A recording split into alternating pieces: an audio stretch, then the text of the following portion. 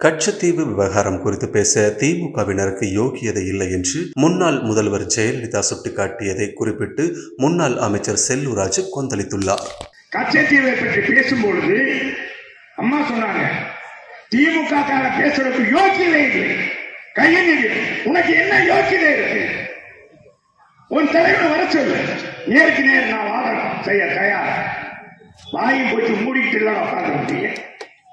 என்ன பேசுனீங்க? அன்னைக்கு நடிகர்னு தெரியலையே அம்மாவை முதலமைச்சர் வந்து கேட்டாங்க, கச்சத்தீவை தாரை வார்த்து கொடுத்தது நீங்க.